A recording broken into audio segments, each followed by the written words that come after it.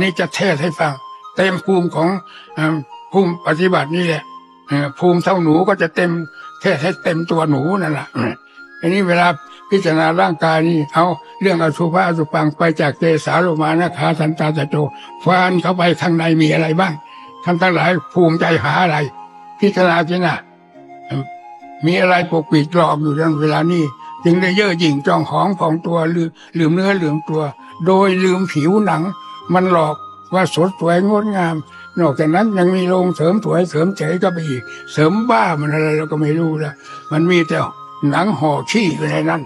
พิจารณาให้ดีนะเพราะว่าหนังล่ะผิวหนังนั่นแหละเป็นตัวสำคัญมันทำให้สดใสงามดังนั้นมาตกแต่งโรงนั้นโรงนี้โรงเสริมสงเสริมสวยมันจะสวยอะไรโรงห่อขี้ขี้โลภขี้โกรธขี้หลงขี้เด็ดก็อยู่นั่นไอ้ขี้เป็นมูดเป็นคูดจริงๆก็อยู่ที่นั่นเอาพิจารณาแยกเข้าไป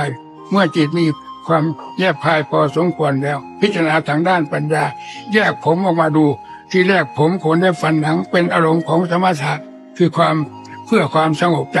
พอจากนั้นมาแล้วจิตมีพื้นฐานในความสงบแล้วแยกอันนั้นออกมาเป็นปัญญาที่ขาดู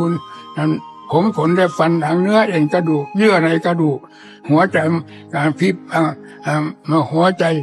พังผืดอาหารน้อยอาหารใหญ่อาหารใหม่อาหารเก่าเต็มมีแต่มูดแต่คูดเต็มเนื้อเต็มตัวแล้วว่าหาของสวยงามมาจากไหน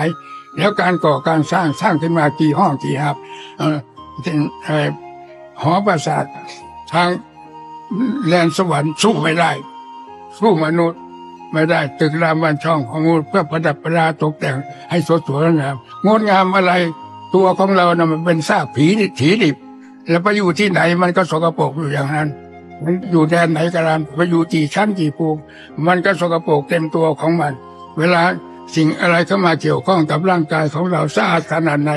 มันก็เป็นของสกปรกต้องช้าต้องล้างต้องเช็ดต้องถูไปอยู่ในบ้านในเรือนต้องเช็ดต้องถูต้องปัดต้องกวาดแม้ที่สุดเข้าใน